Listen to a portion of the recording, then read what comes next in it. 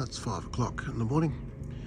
There was a suggestion that we might see a meteor shower about this time. That would be to the northwest, which is up about there.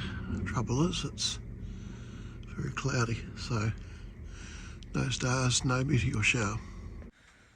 I think I'll be back to bed. It's 6:45 and raining. Not much point getting up. Oh, hopefully the rain will stop soon.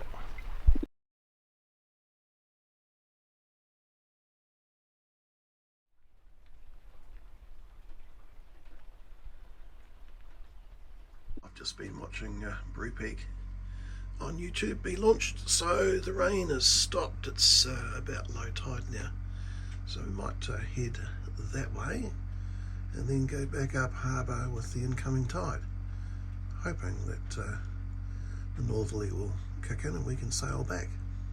Good morning, Paul.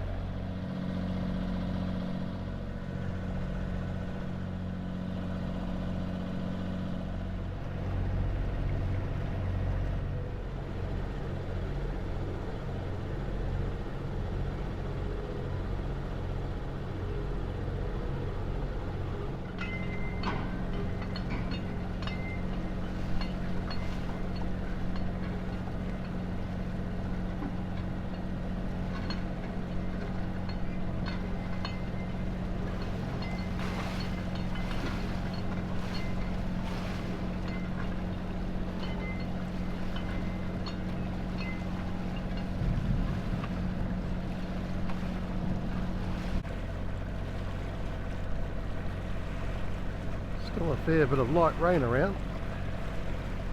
Passage Island with Mount Aubrey in behind. I think we'll head round here to Taurikura or somewhere similar. We've still got some rain going on.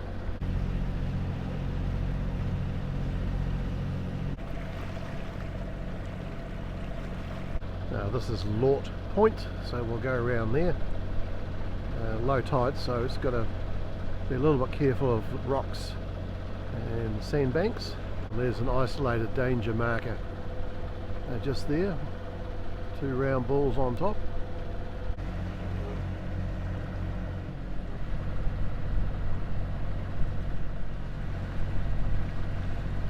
Oh, here's the said marker, and you can see the rocks under the surface. That's Little Munro Bay coming up with Mount Aubrey well covered in cloud. Little Munro Bay, quite a few people launch runabouts across the beach from the end of the road.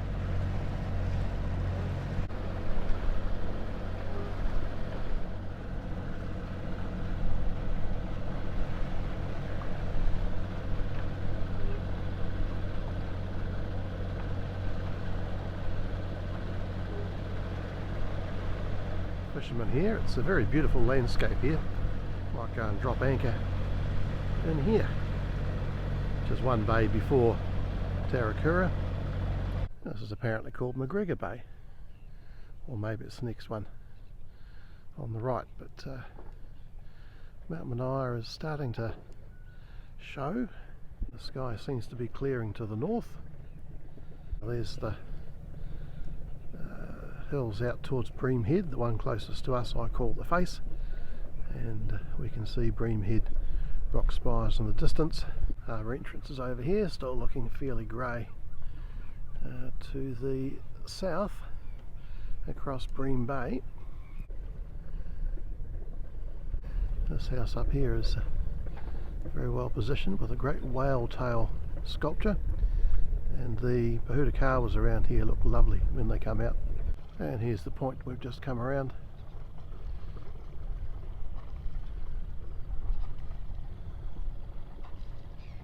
Our engine started well. This is the voltages of the engine start batteries.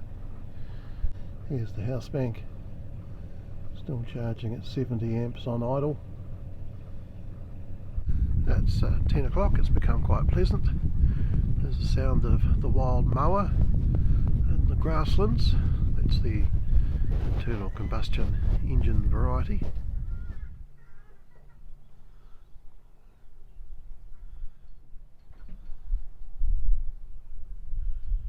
The wind has come in from the north.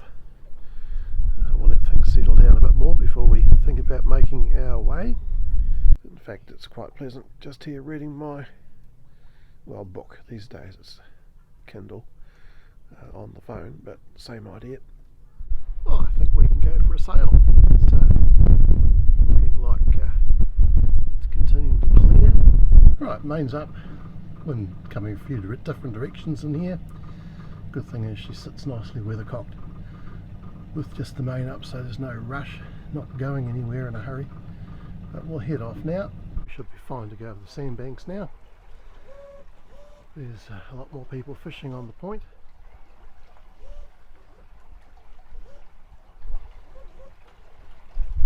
Yeah, a metre under the keels. Currently, as we need to jibe, I haven't actually let the main out properly.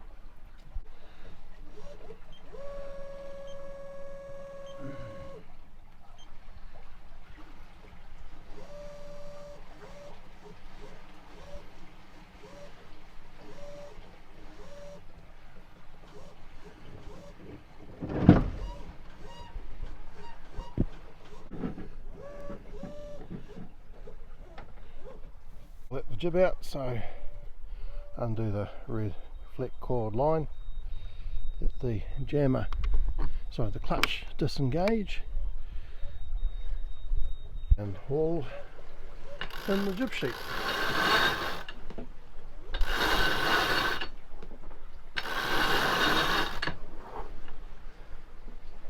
And jibs out.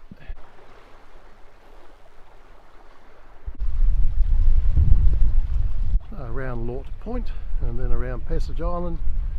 Always going to be funny winds in there because of Mount Aubrey being upwind, but tide's coming in, so we will get through.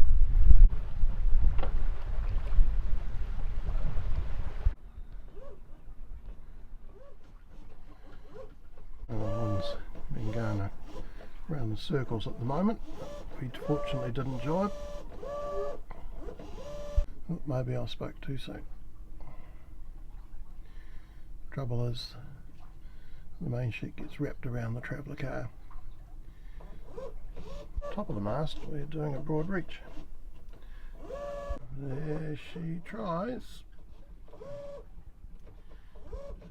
And she did it. Now I suppose it will now immediately go back again. Waterpilot's having a hard time with the centre of effort keeping on changing. And there we go, wrapped around the traveller car. Now we're obviously getting a bit of a rotor off the top of Mount Aubrey, but with the tide with us, we're still going in the right direction. So there's the culprit, Mount Mania, then Mount Aubrey, and the wind's presumably coming over the top and then doing a circulation and counter rotor. Okay, Passage Island. And the channel marker showing the tide coming in. We're now head to wind. So certainly looking patchy up ahead. We'll just wait it out. Pilot says it can't keep on course, I'm not surprised. We do have a bit of breeze now, so we'll head over and vaguely other side, that side, and hopefully we'll get a bit more consistent wind, but still not looking very good up harbour. Looks like we might still have a westerly out here. Still quite patchy with calm spots though. We've made it to Northport again. This launch go past and then we'll tack. Experience tells me that launch owners don't tend to figure out that yachts can't sail directly into the wind, sometimes have to zigzag. Looking back to Mount Aubrey and just to the top of Mount. Okay, we should be fine now. Well, immediately the wind swung back and started to rain, but we've managed to get a little bit of an offing off the logboat. Now immediately we were headed again, so it's frustrating, but it is what it is. Way worse when the tide's against you, mind you. I suppose we better tack again. Oh no, wind's suddenly gone round a bit further. Well, they've obviously stopped for their smoko because all is quiet. Hopefully we'll clear the end of the wharf. We don't actually want to go too far inshore of it because we'll end up in the counter current. It circles around anti-clockwise the end of the wharf on this incoming tide. There's the old RL that we saw the day we were launched. Right, well, we've cleared the end of the wharf. There's the boat where we were anchored, and you can see it's facing the opposite direction from the incoming tide due to the water swirling around. So we're going to have to tack anyway. Right, we've tacked. Not all the battens have popped over. Most of them have, so the top ones will probably go shortly. Otherwise I'll give the boom a good shake. You can see what I mean about the battens. There we go, a little bit more of a puff and they've gone across. And we can see the coxcomb of Mount Aubrey sticking up now. Always got to watch out you're not getting washed up or down onto a pile or channel marker. These yachts will be heading for Marsden Cove Marina. The red and green entrance marks. Right, well, maybe we have a northerly appearing out here. Oh, the sound of progress. So we seem to have a more consistent wind now. We've got out of the wind shadow. So after clearing Mount Aubrey, we seem to have the northerly we had when we started out.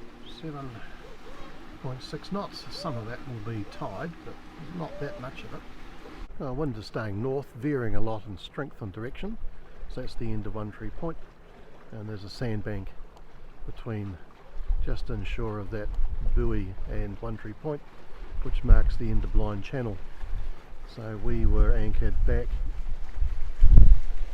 over there. No, further round. Back over there this morning. Here we go. Once again, wind's died down ahead of us. Maybe it's just mostly just a change in pressure's done that. But we'll have to adjust course.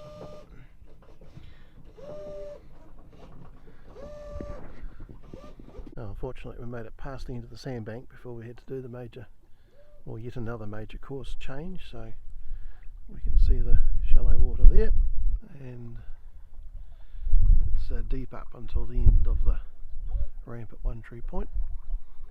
We've just had a lift and a knock, so no chance of resting easy. Although it is turning into quite a nice day now the rain showers have stopped.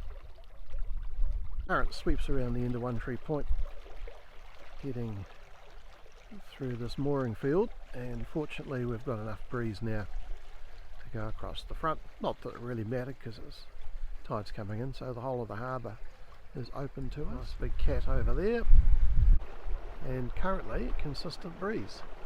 I'm sure that won't last. We're just crossing over a shallow patch, but we're fine the state of the tide.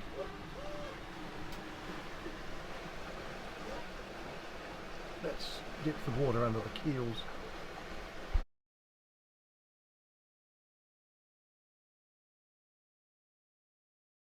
Oh, we could almost call this champagne sailing.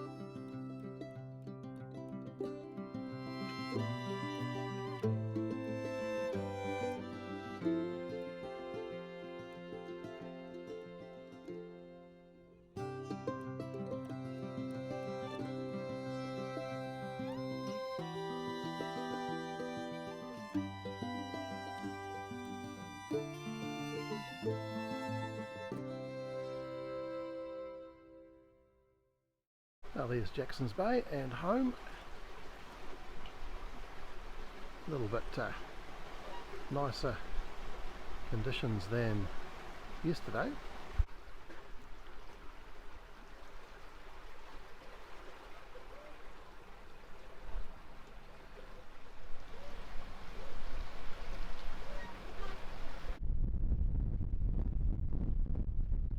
Now there's Limestone Island.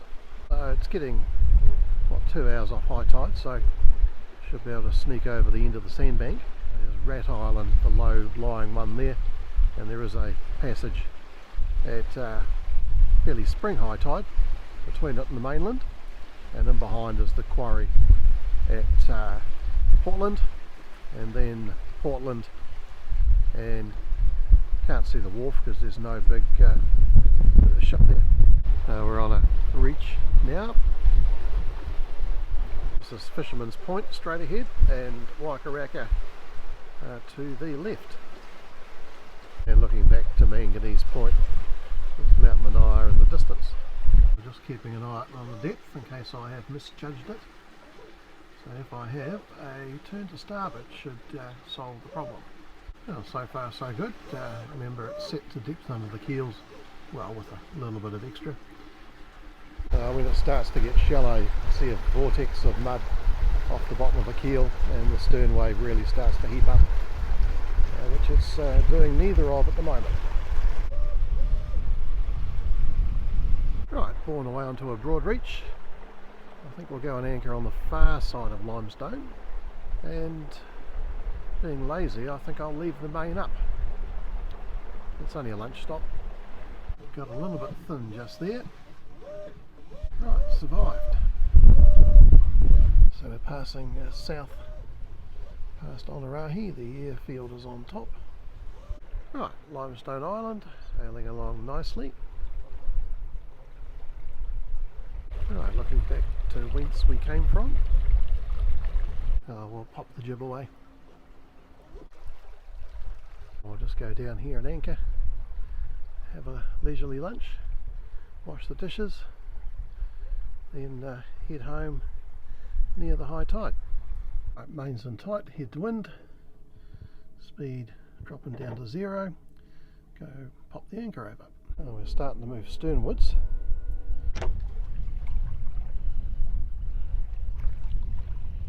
I'll sure hunt around a wee bit, I haven't put the bridle on. That would calm her down a bit, but the main weathercocks quite well, so it's as far as she goes that way. Okay, galleys all clean, dishes done, time to head off. We anchored under sail, or we can leave under sail, plenty of room. The jib furling line all ready to go.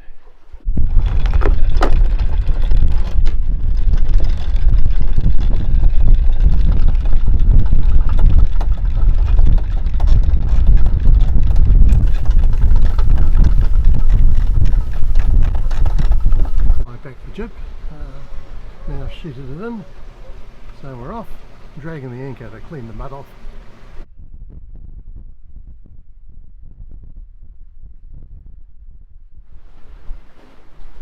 Left to tack to clear the end of Limestone Island. Oh, there's the east side of Limestone Island. You go up there to Portland, where the wharf for the cement works is, and then carry on up Whangārei River. Taurikura River.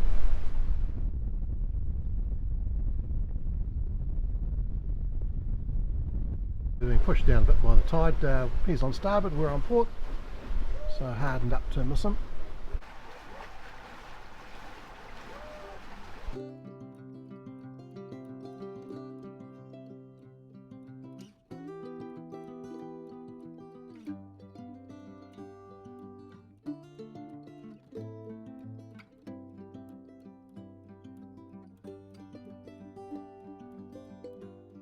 We're nipping over the end of the shallows again. Tide's higher by about 200 mil. We're on a close reach now. I've let the main out a wee bit, and now what, 7.1 against the incoming tide. Not bad.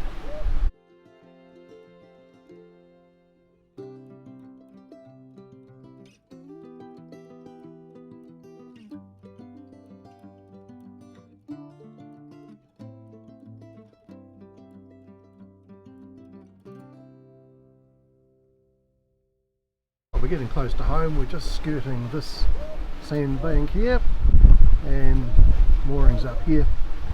So we will drop the jib at some stage, and then the main and the mooring up, and I probably won't bother showing it to you because I'm also on my virtual conference.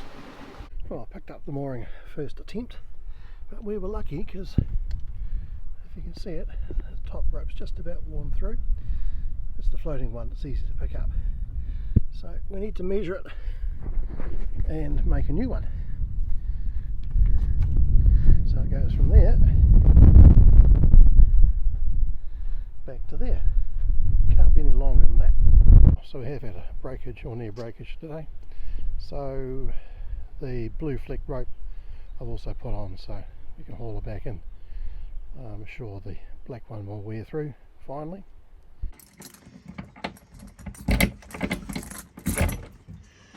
Right, oh well, not a perfect weekend, but it was a worthwhile weekend. So I pumped the dinghy floor up, so that's another job, is to find the leak in that.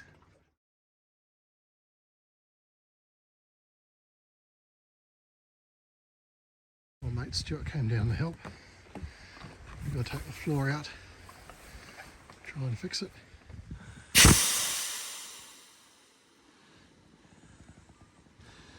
It must be a slow leak, but it's a damn nuisance. Right, up to the house with it all. And there she is, back home.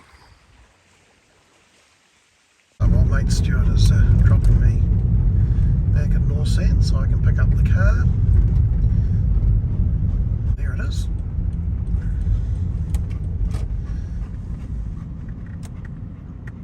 I made it to Burnsco and have a new pump for the toilet. That should have solved problems for a few more years. Just been up to see Grandad. He moves into hospital level rest home care tomorrow. Well, all is now right with the world. It's evening, tide's going out, wind's coming in from behind.